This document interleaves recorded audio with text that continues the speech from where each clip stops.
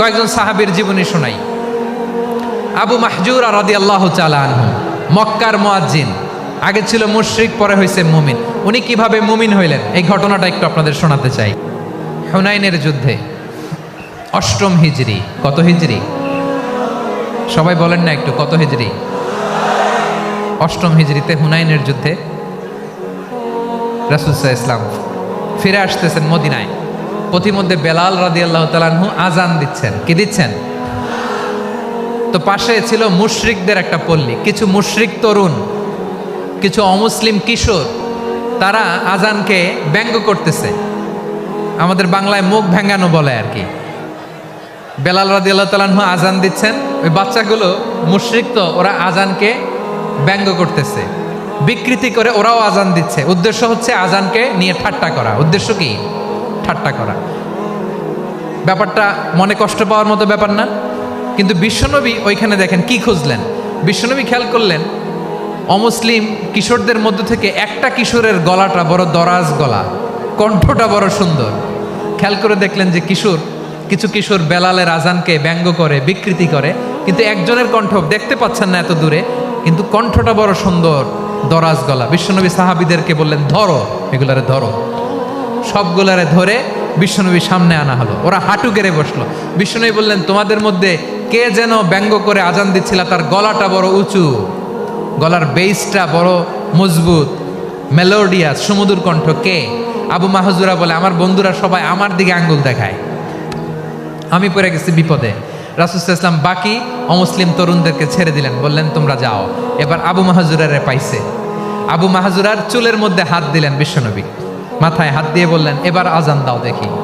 আবু মাহজুরা বলে, আমি তো আজান দিতে জানি না, কারণ আমি তো বেলালেরটা শুইনা দিছি, আমার তো মুখস্থ নাই, আমি তো আজান দিতে জানি না। বিশ্বনবী বললেন, জানো না? তাহলে আসো, আমি তোমারে শিখাই দেই। সুবহানাল্লাহ পড়েন। আবু মাহজুরা হাঁটু গেড়ে বসে, বিশ্বনবীর মোবারক হাত আবু মাহজুরার চুলের মধ্যে। বিশ্বনবী আজানের মুআল্লিম আবু মাহজুরাকে বলতেছে, ঠিক আছে তোমারে শিখাই দিচ্ছি, আমি যা যা বলবো আমার সাথে সাথে বলো, পারবা? আবু মাহজুরা বলে, পারবো। বিশ্বনবী আজান দিচ্ছেন, মাথায় হাত দিয়ে আল্লাহু আকবার,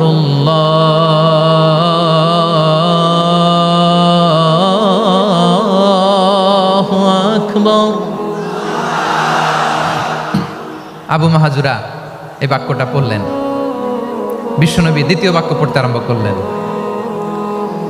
আল্লাহু আকবার,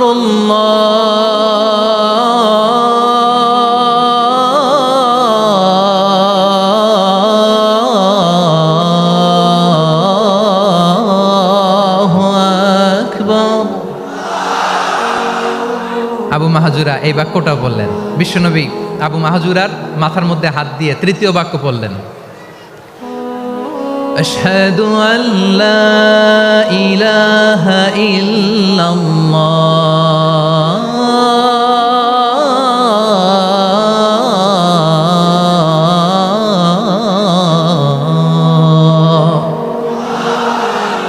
আবু মাহজুরা তৃতীয় বাক্য পড়লেন। বিশ্বনবী একটা বাক্য পরে আবু মাহজুরা পরে, বিশ্বনবী পরে আবু মাহজুরা পরে। আবু মাহজুরা কিন্তু অমুসলিম, মুশরিক। আবু মাহজুরা বলে, এক একটা বাক্য পড়ি আমার কলিজাটা গলে ঠান্ডা হয়ে যায়। এতদিন মোহাম্মদকে গালি দিতাম, এখন মোহাম্মদ আমার মাথায় যখন হাত রাখছে আমার সারা শরীর ঠান্ডা হয়ে গেছে। বিশ্বনবী আজান শেখাচ্ছেন, একটা একটা বাক্য পড়ে আবু মাহজুরাও পড়ে, বিশ্বনবী পড়ে, আবু মাহজুরাও পড়ে। পুরো বাক্যগুলো যখন শেষ, আজান শেষ, আবু মাহজুরাও যখন পুরো আজান পড়লেন, আবু মাহজুরা বললেন, এতদিন মোহাম্মদের চেহারা দেখলে আমার ঘৃণা লাগতো, আজ থেকে মোহাম্মদের চেহারার চেয়ে প্রিয় চেহারা আমার কাছে নাই। আবু মাহজুরা বললেন, ও মুহাম্মদ, আজানের বাক্য তো আপনি আমারে শেখালেন, এখানেই শেষ করবেন না, আপনি আমারে পড়ায় দেন, লা ইলাহা ইল্লাল্লাহু মুহাম্মাদুর রাসূলুল্লাহ সাল্লাল্লাহু আলাইহি ওয়াসাল্লাম। বিশ্বনবীর সাথে দাঁড়িয়ে উনি শাহাদা পড়ে মুসলমান হয়ে গেলেন। এবার আবু মাহজুরা বলে, ইয়া রাসূলুল্লাহ, ইয়া হাবিবাল্লাহ, আমি মুমিন হয়েছি, মুসলমান হয়েছি, আপনার কাছ থেকে আজান শিখার সৌভাগ্য আমি লাভ করেছি নবী। আমার কণ্ঠের বড় তারিফ করেছেন, আপনি আমার আজানকে আপনি পছন্দ করেছেন। একটা জিনিস আপনার কাছে চাই, আপনি আমাকে মক্কার মসজিদুল হারামের মুয়াজ্জিন হিসেবে অ্যাপয়েন্ট করে দে। বিষ্ণু ঈসা ইসলাম বললেন, যাও আবু মাহজুরা, আমি তোমাকে পৃথিবীর শ্রেষ্ঠতম মসজিদ মক্কার মসজিদুল হারামের মুয়াজ্জিন হিসেবে অ্যাপয়েন্ট করে দিলাম। দেখছেন কিভাবে ট্যালেন্ট হান্টিং করতে হয়, কিভাবে হিউম্যান রিসোর্স মানব সম্পদকে ব্যবহার করতে হয়। আসছিল আজানকে ভেঙাইতে, আসছিল কেন? আজানকে ব্যঙ্গ করার জন্য, বিকৃত করার জন্য। আজানকে বিকৃত করতে যে ইসলামের সবচাইতে শ্রেষ্ঠ মসজিদের মুয়াজ্জিন হয়ে গেল। পড়েন সুবহানাল্লাহ। হযরত আবু মাহজুরা রাদিয়াল্লাহু তাআলা আনহু ওনার এই সুললিত কণ্ঠ ব্যবহার করে মসজিদুল হারামে এত সুন্দর করে আল্লাহু আকবার বলে আজান দিতেন।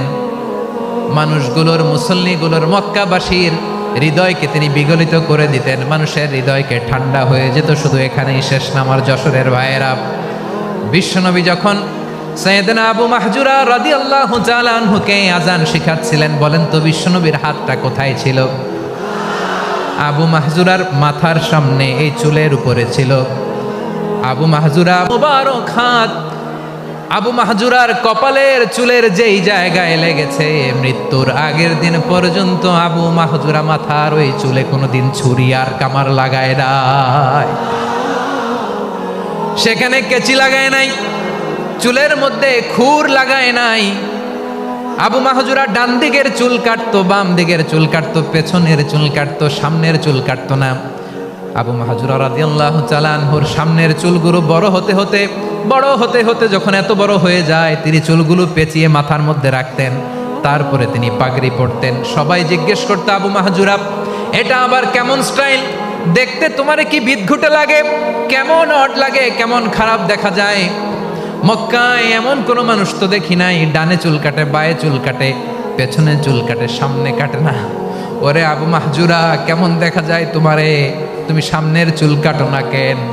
আবু মাহজুরা বলে, আমি হাঁটু গেড়ে পেয়ারা নবীর সামনে বসেছিলাম, আমার এই মাথার চুলের মধ্যে মুবারক হাত লাগিয়ে বিশ্বনবী নিজে আমাকে আজানের প্রতিটা বাক্য শিক্ষা দিয়েছেন। বিশ্বনবীর মোবারক হাত, পবিত্র হাত আমার মাথার চুলের যেই জায়গায় লেগেছে, আমি চাই ওই চুলগুলা নিয়ে আমি আমার কবরের ভিতরে যাব। সাইয়েদনা আবু মাহজুরা রাদিয়াল্লাহু তাআলা আনহু ইন্তেকালের আগের পর্যন্ত মাথার সামনের চুলগুলা কাটে নাই। মাথার সামনের চুল তিনি কাটেন নাই। সুবহানাল্লাহি বিহামদি। কেমন ভালোবাসতেন বিশ্বনবী সাহাবীদেরকে, সাহাবারা কেমন ভালোবাসতেন বিশ্বনবীকে। সামনের চুলগুলো বড় হতে হতে এত বড় ছিল, পেঁচিয়ে রেখে পাগড়ি পরতেন, কাটতেন না। নবীর হাত লেগেছিল। সুবহানাল্লাহ পড়েন। তাহলে what is the lesson? Moral of the story কি? মোরাল অফ দ্য স্টোরি হচ্ছে, আসছিল আজানকে ব্যঙ্গ করার জন্য, বিকৃত করার জন্য, হয়ে গেল মসজিদুল হারামের মুয়াজ্জিন। দেখেন বিশ্বনবী একটা খারাপ সিচুয়েশনের মধ্যে থেকে কি ভালো জিনিস বের করে আনলেন। আমি যে শুরুতে বলেছি কিভাবে তিনি হিউম্যান রিসোর্সকে ডেভেলপ করেছেন, ম্যানেজ করেছেন। তিনি যে চৌকস ট্যালেন্ট হান্টার ছিল, দেখেন সবার মধ্যে থেকে এর বাছাই করে মুয়াজ্জিন বানাই দিয়েছেন। সুবহানাল্লাহ পড়েন। তার মানে এই না সবাইরে ধরে ধরে উনি মুয়াজ্জিন বানাইছেন। যার যেই ট্যালেন্ট আছে তাকে ওই কাজে অ্যাসাইন করেছেন। যার যেই প্রতিভা আছে তার প্রতিভাকে ইসলামের কাজে লাগিয়েছেন। সুবহানাল্লাহ পড়েন। যায়েদ বিন সাবিত রাদিয়াল্লাহু তাআলা আনহু নাম শুনেছেন? যশোর কথা বেরোয় না। যদি জিজ্ঞাসা সালমান খানের নাম শুনছেন, সবাই হাত তুলবে, জি হুজুর শুনছি, মানে সব দেখা শেষ। সালমান খান, আমির খান, অমুক খান, সব খান মুখস্থ, কিন্তু যায়েদ বিন সাবিতের নাম মুখস্থ নাই মুসলমানদের।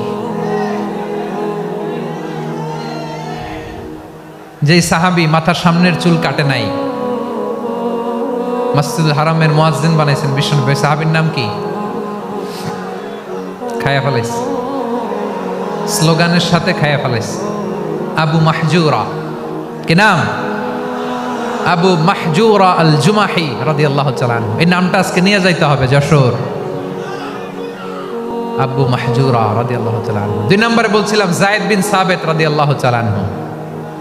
বিশ্বনবী দেখলেন মদিনার এই আনসারী সাহাবী হাইলি ট্যালেন্টেড, ইন্টেলেকচুয়াল, মেরিটোরিয়াস। জ্ঞানের প্রতি তার আকর্ষণ, মারাত্মক আকর্ষণ। বিশ্বনবী তাকে দায়িত্ব দিলেন, কোরআন যা নাজিল হয় তুমি লিখো।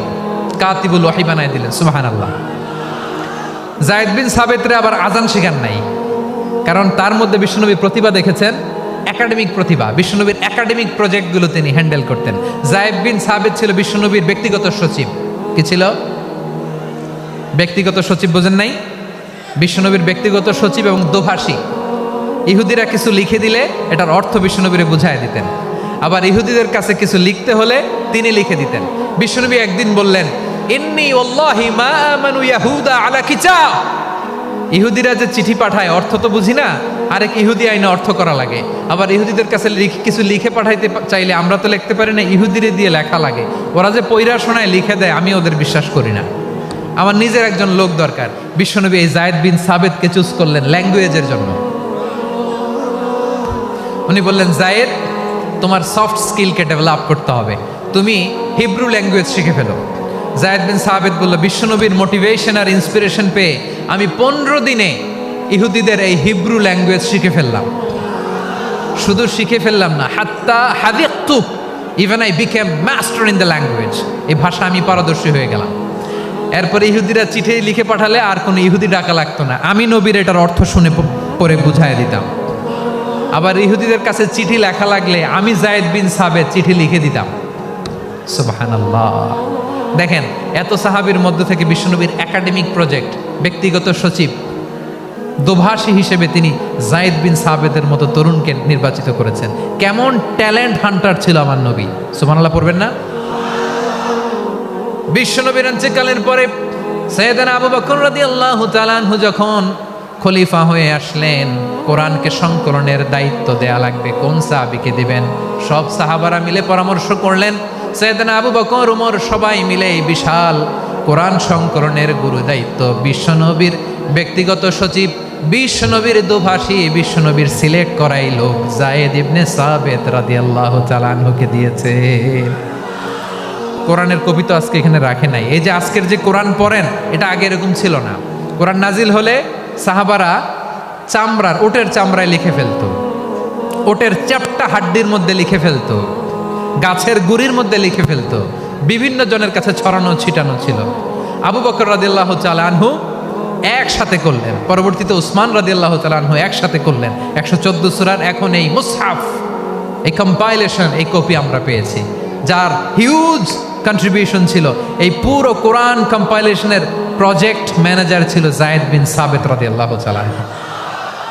কোরআন কম্পাইলেশনের প্রজেক্ট ম্যানেজার। দেখেন, উনারে মাথায় হাত দিয়ে আজান শিখায় নাই। সুবহানাল্লাহ কইবেন না?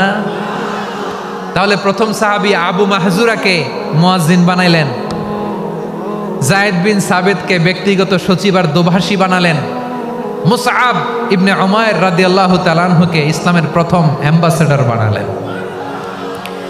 তাহলে তৃতীয় নাম্বার একজন সাহাবীর নাম বলছি, মুসআব ইবনে উমাইর।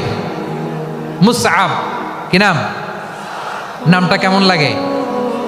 এই কয়েকজনের ভাল লাগে, বাকিদের ভাল লাগে না?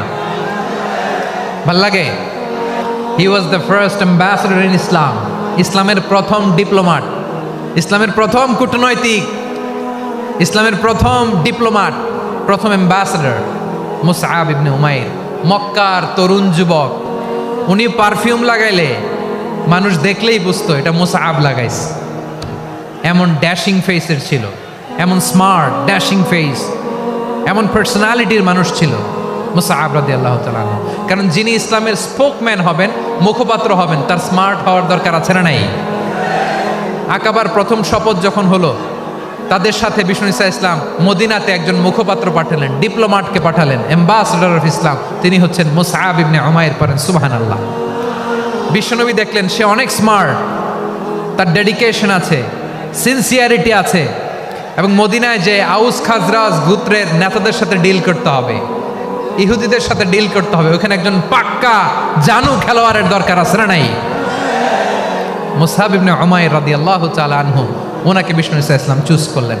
এবং বিষ্ণু ঈসা ইসলামের এই চুজিংটা, এই সিলেকশনটা এত সুন্দর ছিল, তিনি মদিনাতে যে বিশ্বনবী আসার আগেই মদিনার জমিনকে তিনি উর্বর করে ফেলছেন। প্রতিটা ঘরে ঘরে কালিমার দাওয়াত তিনি পৌঁছায় দিচ্ছেন। জুমার বিধান নাজিল হয়েছে, কিন্তু মক্কায় পরিবেশ নাই জুমা পালনের। বিষ্ণু ইসলাম একজনকে দিয়ে খবর পাঠালেন, যাও মদিনায় মুসাবকে যে বলো, মুসাব তো আমার শিক্ষক, আমার স্পোকম্যান, মদিনাতে যেন তারা জুমা কায়েম করে। বিশ্বনবীর আগেই মুসাব মদিনার মুসলিমদেরকে নিয়ে মদিনায় প্রথম জুমা কায়েম করে ফেলছে। কোন সুবহানাল্লাহ। ডিপ্লোম্যাটদের কেমন হইতে হয়, অ্যাম্বাসেডারের কেমন হইতে হয়, মুসাব রাদিয়াল্লাহু তাআলা আনহুর কাছ থেকে শিখে নাও। মুসাব নামটা কেমন লাগে? যশোর যাদের সন্তান হবে, ছেলের সন্তান, আমার রাস্তায় পাইলে সবাই জিজ্ঞেস করে, হুজুর একটা নাম দেন, আমার ছেলে হবে। যশোরবাসীর জন্য আমি একটা নাম দিয়ে দিলাম, নাম রাখতে হবে মুসাব। কি নাম? নামটা যাদের ভাল লাগে, ছেলে সন্তান অনাগত আসবে, মনে চাইলে নাম রেখে দিবেন মুসাব রাদিয়াল্লাহু তাআলা আনহুর নামে মুসাব। তাহলে মুসাব রাদিয়াল্লাহু তাআলা আনহুকে বিশ্বনবী ল্যাঙ্গুয়েজ শিখান নাই, সফট স্কিল শিখান নাই।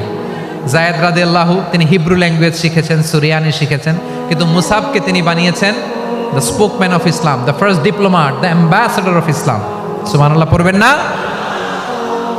আব্দুল্লাহ ইবনে আব্বাস রাদিয়াল্লাহু তাআলা আনহু বিশ্বনবীর কাজিন, চাচাতো ভাই। আবার মাইমুনা রাদিয়াল্লাহু তাআলা আনহু, মাইমুনা নবীর স্ত্রী, তিনি ছিলেন আব্দুল্লাহর আপন খালা। তো নবীর বউ যদি ওনার খালা হয়, নবী তার কি? বুঝে নাই, নবী তার কি? খালু। তাহলে সম্পর্ক অনেক গভীর, কাজিন আবার খালু। ছোট্ট মানুষ, তাই রাতে মাঝে মাঝে ঘরে থাকতো। বিশ্বনবী দেখলেন আব্দুল্লাহ যেহেতু আমার ঘরে ঢুকতে পারে, আব্দুল্লাহরে এই উম্মতের বড় শিক্ষাবিদ বানাইতে হবে। কথা বোঝে নাই? আব্দুল্লাহকে কি বানাইতে হবে? শিক্ষাবিদ, এডুকেটর অফ দিস উম্মাহ, এই উম্মার শিক্ষাবিদ বানাইতে হবে। তাই আব্দুল্লাহ ইবনে আব্বাসকে বিশ্বনবী হাতে কলমে শিক্ষা দিয়েছেন। আব্দুল্লাহ ইবনে আব্বাস রাদিয়াল্লাহু তাআলা আনহু, মনোযোগ দিয়ে কয়েকটা মিনিট শুনুন, আমি এখনই শেষ করে দিচ্ছি। আব্দুল্লাহ ইবনে আব্বাস রাদিয়াল্লাহু তাআলা আনহু, ওনাকে বিশ্বনবী হাতে কলমে শিক্ষা দিয়েছেন, যেহেতু উম্মতের শিক্ষাবিদ হবেন, এডুকেটর হবেন। তো বিশ্বনবী রাতে যখন তাহাজ্জুদ পড়তেন, ছোট্ট আব্দুল্লাহ ঘরে থাকতো। বুঝতে পেরেছেন? ছোট্ট মানুষ তো ঘরে থাকতো। তো বিশ্বনবী তাহাজ্জুদের জন্য একবার দাঁড়িয়েছেন, ছোট্ট আব্দুল্লাহ ওযু করে দাঁড়াইছে। আচ্ছা বলেন তো, ইমাম আর মুসল্লি মোট যদি দুইজন হয়, একজন ইমাম একজন মুসল্লি, তো মুসল্লি ইমামের কোন দিকে দাঁড়াবে? ডানে দাঁড়াবে। ছোট্ট আব্দুল্লাহ বোঝে নাই, বিশ্বনবী তাহাজ্জুদ শুরু করেছেন, উনি একতেদা করছেন আর দাঁড়াইছেন বায়ে। কোথায় দাঁড়িয়েছেন? আব্দুল্লাহ বলেন, যখন আমি বায়ে দাঁড়ালাম, আখাযা রাসূলুল্লাহ সাল্লাল্লাহু আলাইহি ওয়াসাল্লাম উযুনি আল ইউমনা ইয়াফতিলুহা, বিশ্বনবী নামাজরত অবস্থায় আমার কান ধরে টেনে আমার ডান দিকে এনে দাঁড় করায় দিলেন। পড়েন সুবহানাল্লাহ। দেখেন, হাতে কলমে শিক্ষা। আর জীবনে ভুল হবে? কথা কয় না, আর ভুল হবে? আর ভুল হবে না। এভাবে বিশ্বনবীর অনেক সঙ্গ পেয়েছেন, সফর করেছেন, একই বাহনে বসেছেন, এক বাহনে বসে লম্বা নসিহত করেছেন, বলেছেন, ইয়া গোলাম ইহফাজিল্লাহ ইয়াহফাজকা, ইহফাজিল্লাহ তাজিদহু তুজাহাক, ইযা সাআলতা ফাসআলিল্লাহ ওয়া ইযা ইসতাআনতা ফাসতাইন বিল্লাহ। আল্লাহর বিধান মানো, আল্লাহর বিধান রক্ষা করো, আল্লাহ তোমায় রক্ষা করবে। আব্দুল্লাহ, চাইতে হলে আল্লাহর কাছে চাও, সাহায্য চাইতে হলে আল্লাহর কাছে সাহায্য চাও। মনে রাখো, গোটা বিশ্বের সবাই যদি তোমার সাহায্য করতে চায়, ততটুকুই করতে পারবে যতটুকু আল্লাহ তোমার নসিবে রেখেছে। গোটা বিশ্ব যদি তোমার বিরুদ্ধে ষড়যন্ত্রে দাঁড়িয়ে যায়, ক্ষতি ততটুকু করতে পারবে যতটুকু তোমার জন্য বরাদ্দ আছে, এর বাইরে কিছু করতে পারবে না। আওয়াজ করে বলেন ঠিক কিনা? এভাবে হাতে কলমে শিখিয়েছেন, বিশ্বনবীর সঙ্গ পেয়েছেন। উনাকে বিষ্ণু ইসলাম শিক্ষাবিদ, এডুকেটর অফ দিস উম্মাহ হিসেবে সিলেক্ট করেছেন, হাতে কলমে শিখিয়েছেন। বিশ্বনবী একবার প্রকৃতির ডাকে সাড়া দিয়ে এসেছেন। এখন কি করতে হবে? নামাজের জন্য ওযু করতে হবে। বিশ্বনবী এসেই দেখেন ওযুর বদনায় পানি ভরা, খুশি হয়ে গেলেন, বললেন, কে রেখেছে পানি? একজন বলল, আব্দুল্লাহ রেখেছে। বিশ্বনবী অত্যন্ত খুশি হলেন, খুশি হয়ে একটা দোয়া করলেন, বললেন, আল্লাহুম্মা ফাক্কিহু ফিদ্দীন ওয়া আল্লিমহু তা'ওয়ীল। আল্লাহ, তুমি আব্দুল্লাহকে দ্বীনের বুঝ দিও আর কোরআনের তাফসির শিক্ষা দিও।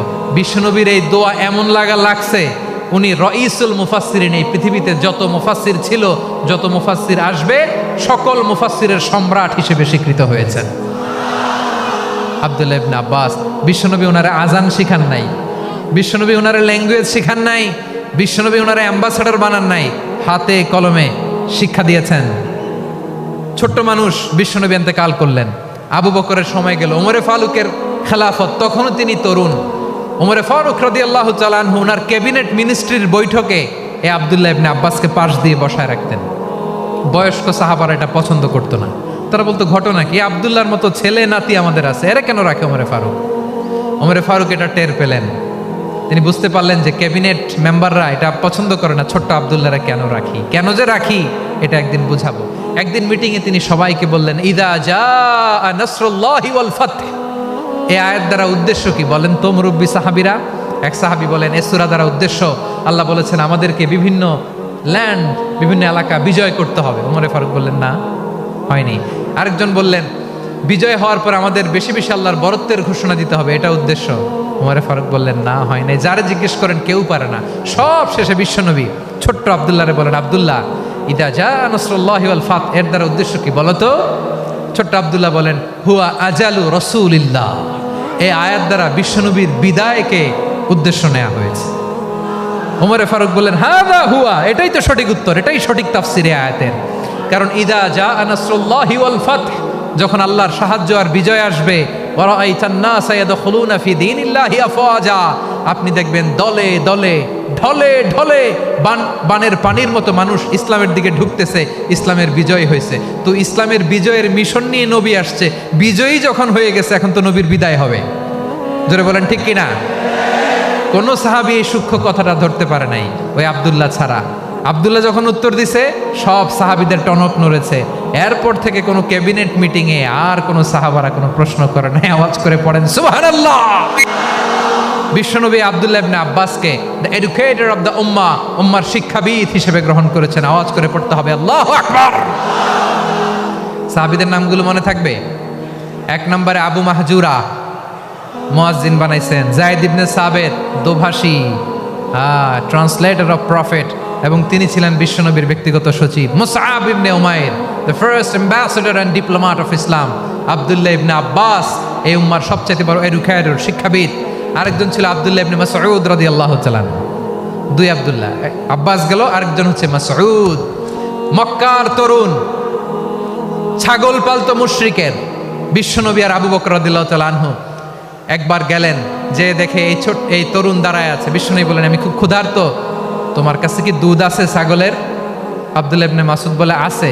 ওয়ালাকিন আনা মুতামান, কিন্তু যে দুধ আছে এটা আমানতের, আমি দিতে পারবো না। বিশ্বনবী এইটা শুনেই তারা টার্গেট করে ফেলছে। আনা মুতামান, দুধ আছে কিন্তু এটা আমার মালিকের, আমি তো দরদ দেখাই, আমার মালিকের দুধ আপনি পথিক, আপনারে দিতে পারি না। বিশ্বনবী টার্গেট করে ফেলছেন, এরে আমার কাজে লাগাইতে হবে। বিশ্বনবী বললেন, আচ্ছা ঠিক আছে, দুধ দিও না, কিন্তু এমন ছাগি আছে কিনা যেই ছাগির সাথে কোনো ছাগলের মিলন হয় নাই, তার ওলানে দুধও আসে নাই, বাচ্চাও নাই, এরকম ছাগির থেকে যদি আমি দুধ খাই তাহলে তো সমস্যা নাই। বলতেছে, এরকম ছাগির থেকে দুধ খাইলে সমস্যা নাই, কারণ এরকম ছাগির ওলান থেকে দুধ আসবেও না। বলতেছে, ঠিক আছে, এরকম একটা ছাগি নিয়ে আসা হলো। বিশ্বনবী বিসমিল্লাহ বলে ওই ছাগির ওলানে হাত দিলেন। হাত দিতে দেরি, পুরো ওলানটা দুধে ভরে যেতে দেরি হয় না। বিশ্বনবী আর আবু বকর রাদিয়াল্লাহু তাআলা আনহু দহন করে পেট ভরে খেলেন। এই দৃশ্য আব্দুল্লাহ ইবনে মাসউদের হৃদয়ে দাগ কাটলো। এই মুআজিজা দেখে তিনি বললেন, আশহাদু আল্লা ইলাহা ইল্লাল্লাহ ওয়া আশহাদু আন্না মুহাম্মাদুর রাসূলুল্লাহ। তিনি ষষ্ঠ মুসলিম ছিলেন, 6 নম্বর মুসলমান। ওনাকে টার্গেট করে বিশ্বনবী দেখলেন এমন ইন্টেলেকচুয়াল ব্রেন, উনি সূক্ষ্ম সূক্ষ্ম জিনিস বুঝে বেশি, ফিকহি জ্ঞান ওনার মধ্যে বেশি। বিশ্বনবী ওনাকে কোরআনের জ্ঞান শিক্ষা দিতে লাগলেন। উনি বিশ্বনবী সবার কাছে কোরআন শোনায়, কিন্তু বিশ্বনবী নিজে আব্দুল্লাহ ইবনে মাসউদের কাছ থেকে কোরআন শুনতো। বিশ্বনবী একবার বললেন, ইকরা আলাইয়া ইয়া মাসউদ। ইবনে মাসউদ একবার শোনাও তো কোরআন দেখি। আব্দুল্লাহ ইবনে মাসউদ বলে, আকরাউ আলাইকা ওয়া আলাইকা উনজিল। নবী, আপনার উপর কোরআন নাজিল হয় আর আমি আপনার সামনে কোরআন পড়ব। বিশ্বনবী বললেন, ইন্নী উহিব্বু আন আসমাআহু মিন গায়রি। আমি নিজে পড়তে যেমনি ভালোবাসি, অন্যে পড়ুক আমি শুনবো, এটাও আমি ভালোবাসি। সূরা নিসা তিনি তেলাওয়াত করে শুনিয়েছেন। এমন সূক্ষ্ম সূক্ষ্ম বিষয় বিশ্বনবী ওনাকে ধরিয়ে দিয়েছেন।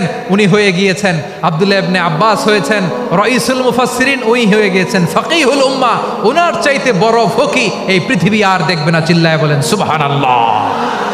উনি বলতেন ওয়াল্লাহি ওয়াল্লাহি ইল্লাযী লা ইলাহা গায়রু মা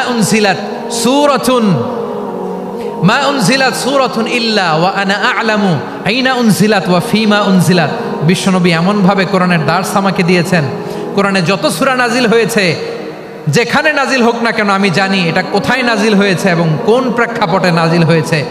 এমন একটা সূরা নাই যে সূরার কোথায় নাজিল হয়েছে আমি মাসুদের জানা নাই, কোন প্রেক্ষাপটে নাজিল হয়েছে আমার জানা নাই। এরকম ঘটবে না, চিল্লায় বলেন আল্লাহু আকবার। এই আব্দুল্লাহ ইবনে মাসউদ রাদিয়াল্লাহু তাআলা আনহু ওমর ফারুকের সময় কুফার চিফ জাস্টিস ছিলেন। কুফা নগরীর চিফ জাস্টিস, চিফ জাস্টিস বুঝেন নাই? বিচারপতি। কি ছিলেন? সবাই বলে নাই কি ছিলেন? বিচারপতি ছিলেন। এবং ওনার যে ফিকহি জ্ঞানের ধারা, এটাই আলকামা, ইব্রাহিম আন-নাখাই, হাম্মাদ ইবনে সুলাইমান হয়ে ইমাম আবু হানিফা পর্যন্ত পৌঁছেছে। এবং ওনার ফিকহি জ্ঞানের ধারাই হানাফি মাযহাবে অ্যাকসেপ্ট হয়েছে। আজও এগুলো হানাফি মাযহাবে চর্চিত হয়। হানাফি মাযহাবের সব ফিক আব্দুল্লাহ ইবনে মাসউদের ফিকহি জ্ঞানের ধারা থেকে নেওয়া হয়েছে। চিল্লায় পড়েন সুবহানাল্লাহ। তাহলে উনাকে বিশ্বনবী বানিয়েছেন জুরিস্ট, আইনবিদ, ফাকিহ। উনারে আজান শিখান নাই। হিউম্যান রিসোর্স ডেভেলপমেন্ট কিভাবে করবেন, মানব সম্পদের উন্নয়ন কিভাবে করতে হয়, কিভাবে যার যেখানে প্রতিভা কাজে লাগাতে হয় উনি দেখিয়েছেন। সুবহানাল্লাহ পড়বেন না? খালিদ বিন ওয়ালিদ নাম শুনছেন? কে কে শোনেন নাই হাত তোলেন। কি ছিলেন? বীর যোদ্ধা ছিলেন খালিদ বিন ওয়ালিদ। কিন্তু তিনি ইসলাম ধর্ম গ্রহণ করেছেন অনেক দেরিতে, 8ম হিজরিতে। তার মানে 8ম হিজরির আগে উনি মুশরিকদের পক্ষে লড়াই করেছেন। ওনার হাতে কত মুসলিম সাহাবী যে নিহত হয়েছে হিসাব নাই। বিশ্বনবী টার্গেট করে রাখছে, তুমি আমাদের মুসলিমদের এত ক্ষতি করলা, তুমি যখন মুসলমান হবা তোমারে দিয়ে আমি এমন কাম করামু যে এটা আর কেউ করতে পারবে না। খালিদ বিন ওয়ালিদ রাদিয়াল্লাহু তাআলা আনহু 8ম হিজরিতে মুসলিম হয়েছেন, মক্কা বিজয়ের আগে। তো মক্কা বিজয়ের আগে যখন মুসলিম হয়েছেন, এর আগে কি করছেন? কাফিরদের সাথে যুদ্ধ করেছেন। উনি উহুদের যুদ্ধে মুসলমানদের যে পরাজয় ভাব, কঠিন পরিস্থিতির মুখোমুখি ওনার কারণে পিছন থেকে এমন আতর্কিত আক্রমণ করেছেন, মুসলমানদেরকে কচুকাটা করেছেন। 8ম হিজরিতে আল্লাহ তাআলা হেদায়েতের নূর দিয়ে ওনার হৃদয়টাকে উজালা করে দিলেন। লা ইলাহা এটা এমন বাণী যার হৃদয়ে একবার টাচ খাবে, এইটা থেকে সে আর পালিয়ে বেড়াতে পারে। ঝিনুকের ভেতর লুকিয়ে থাকে যেমন মতি, ঝিনুকের ভেতর লুকিয়ে থাকে যেমন মতি, কলমা শাহাদাতে আছে আল্লাহর জ্যোতি, কলমা শাহাদাতে আছে আল্লাহর জ্যোতি। ঠিক কিনা বলেন? মক্কা বিজয়ের আগে মুসলিম হলেন, হওয়ার পরেই বিশ্বনবীর টার্গেট ফুলফিল হলো। ওই যে টার্গেট করে রেখেছেন আর দোয়া করেছেন, খালিদ বিন ওয়ালিদ যদি মুসলিম হয় তাকে আমি মিলিটারি চিফ বানাবো। ওনাকে আজান শিখান নাই, ওনারে কান ধইরা নামাজের এই মাথা থেকে ওই মাথা আনান নাই, ফিকহি কোরআনের সূক্ষ্ম তাফসীর ওনারে শিখান নাই, অ্যাম্বাসেডর বানান নাই। বিষ্ণু ইসলাম উনাকে সামরিক অভিযানে প্রেরণ করেছেন। সামরিক অভিযানে তিনি প্রেরণ করেছেন। ওনার জীবদ্দশায় ওনার নেতৃত্বে যতগুলো যুদ্ধ হয়েছে, একটা যুদ্ধেও তিনি পরাজয় বরণ করেন নাই। ওমরে ফারুকের সময়কালে তিনি চিফ অফ মুসলিম মিলিটারি, মানে মুসলিম সেনাপতি হয়েছেন। যশোর আওয়াজ করো, ঠিক কিনা বলো? সেনাপতি, মুসলিম সেনাপতি। তাহলে কিভাবে হিউম্যান রিসোর্স ব্যবহার করতে হয় গোটা বিশ্ব আমার নবীর কাছ থেকে শিখে নাও। খালিদ বিন ওয়ালিদ, ওনাকে বিশ্বনবী একটা উপাধি দিয়েছেন। উপাধিটা হচ্ছে সাইফুল্লাহিল মাসলুল, আল্লাহর নাঙ্গা তরবারি, আল্লাহর খোলা তরবারি, দ্য ওপেন সোর্ড অফ আল্লাহ। খালিদ বিন ওয়ালিদ মুসলিম সেনাপতি। হাসান বিন সাবেত নাম শুনছেন? দেখি উনি কি ছিল বলেন? রাসূলের সভা কবি, কালচারাল হিজিমনিকে ডিফিট করার জন্য। উনি ভালো অস্ত্র চালানো জানতেন না, ওই কাজে উনি যেতেন না। ওনার ছিল কাব্য প্রতিভা। কাফিররা কবিতা দিয়ে নবীকে গালি দিত। বিশ্বনবী বলতেন, ইয়া হাসান আজিব আন রাসূলিল্লাহ, তুমি নবীর হয়ে কাফেরদের এই কথাগুলোর জবাব দাও। বিশ্বনবীর একটা মিম্বার ছিল, বিশ্বনবীর মিম্বারের পাশাপাশি মসজিদে নববীতে এই হাসান বিন সাবিতের জন্য বিশ্বনবী একটা স্পেশাল মিম্বার বানিয়ে দিয়েছেন। এখান থেকে তুমি জবাব দাও। এবং বিশ্বনবী বলেছেন আল্লাহুম্মা আইয়িদহু বিরূহিল কুদুস। আল্লাহ, হাসান আমার পক্ষে জবাব দেয়, তুমি জিব্রাইল মারফত তাকে সাহায্য পাঠাইয়া দিও। রাসূল সাল্লাল্লাহু আলাইহি ইসলামের সভা কবি, the poet of the prophet, নবীর কবি, উনি কবিতা দিয়ে এমন উচ্চাঙ্গের ভাষায় কবিতা দিয়ে তিনি জবাব দিতেন, কাফিরদের গা শিহরে যেত, তাদের হৃদয়ে আগুন ধরে যেত। তাহলে এরকম কবিরও দরকার আছে না নাই? এখন যাকে আল্লাহ দিছে কাব্য প্রতিভা, এরা যদি আপনি যুদ্ধের ময়দানে পাঠান হবে? যারে দিছে সুরেলা গলা, এরা যদি অ্যাম্বাসেডর বানান হবে না। হাসান বিন সাবিত ছিলেন বিশ্বনবী সাল্লাল্লাহু আলাইহি ওয়াসাল্লামের কবি। হুযায়ফা ইবনুল ইয়ামান বিশ্বনবীর গোয়েন্দা বিভাগের প্রধান। কিসের প্রধান? হুযায়ফা ইবনুল ইয়ামান, ওনার ছিল ডিটেকটিভ মাইন্ড, গোয়েন্দা বিভাগের প্রধান। এবং উনি হচ্ছেন সাহিবু সিররি রাসূলিল্লাহ, রাসূল সাল্লাল্লাহু আলাইহি ওয়াসাল্লামের গোপন তথ্যের ধারক বাহক। নবীর যেই কথা কেউ জানে না, সব হুযায়ফার পেটের ভিতরে ছিল। সুবহানাল্লাহ পড়েন। মদিনার যত ইহুদিদের একটা লিস্ট ছিল, এই লিস্ট শুধু দুইজন জানতো, বিশ্বনবী আর হুযায়ফা। সুবহানাল্লাহ পড়বেন না? তাহলে উনাকে কোন দায়িত্ব দিছে? কোন বিভাগ? যশোর, আওয়াজ করো, কোন বিভাগ? গোয়েন্দা বিভাগের হেড ছিল। খন্দকের যুদ্ধে প্রচন্ড আজকের মতো শৈত্য প্রবাহ, মাটি খনন করতে করতে সাহাবীদের পেটে ক্ষুধা নাই, দাঁড়াইতে পারে না নামাজের জন্য, এত ক্লান্ত, ক্ষুধা, ক্লান্ত, শ্রান্ত। বিশ্বনবী বললেন, কে আছো এই কঠিন শীত, এই ভয় আর ক্ষুধার মধ্যেও খন্দকের পরীক্ষার টপকে শত্রু শিবিরে যে আমাকে তথ্য দিবা, কে আছো? কারো গায়ে শক্তিই নাই যে দাঁড়াবে, কেউ দাঁড়ায় না। বিশ্বনবী তখন নিজে হুযায়ফাকে ডাক দিলেন, হুযায়ফা, যে আমাকে আজকে শত্রু শিবিরের তথ্য এনে দিবে, সে জান্নাতে আমার মোরাফাকা, আমার সঙ্গী হবে। হুযায়ফা রাদিয়াল্লাহু ইবনুল ইয়ামান জীবনের ঝুঁকি নিয়ে এই ক্ষুধা, শৈত্য প্রবাহ, কোল্ড ওয়েভসকে উপেক্ষা করে পরীক্ষা টপকে শত্রু শিবিরে যে সবার কথাগুলো চুপে চুপে শুনে বিশ্বনবীর দরবারে এসে গোয়েন্দাদের মতো তথ্য সরবরাহ করেছে। বিশ্বনবীর গোয়েন্দা বিভাগের প্রধান হুযায়ফা ইবনুল ইয়ামান ইন্টেলিজেন্স বিভাগ চালাতেন। মুনাফিকদের নাম ওনার কাছে ছিল। মুআয ইবনে জাবাল মদিনা রাষ্ট্রের সবচেয়ে সিনিয়র আমলা ছিলেন। আমলাতন্ত্র চিনেন তো? প্রশাসনিক কাজ যারা চালায়, অ্যাডমিনিস্ট্রেশন বুঝেন না? The department of administration. মদিনার রাষ্ট্রের সিনিয়র আমলা মুআয ইবনে জাবাল মুতাখাসসিসুন ফিল হালাল ওয়াল হারাম, হালাল হারামের স্পেশালিস্ট ছিলেন। বিশ্বনবী উনাকে ইয়ামানের গভর্নর করে পাঠাইছেন। বলেছেন, ইন্নাকা তা'তি কওমান আহলা কিতাব, এমন গোষ্ঠীর কাছে যাবা এরা ইহুদি নাসারা, আগে শাহাদা পড়লে এরপরে নামাজের দাওয়াত দিও, নামাজ পড়লে যাকাতের দাওয়াত দিও।